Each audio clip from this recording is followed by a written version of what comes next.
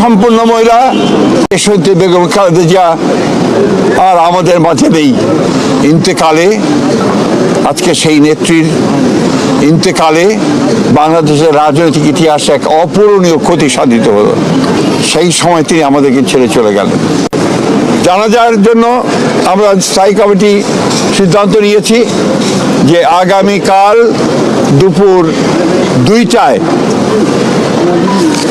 Parliament ভবনের দক্ষিণ প্লাজায় যে মাঠ এবং বাণিজ্য অ্যাভিনিউ, এই পুরো অংশ জুড়ে আমাদের নেত্রীর জানাজা অনুষ্ঠিত হবে। এই জানাজা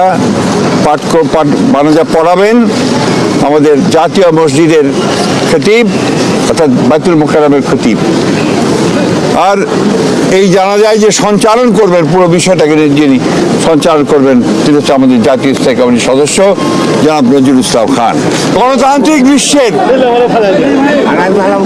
একজন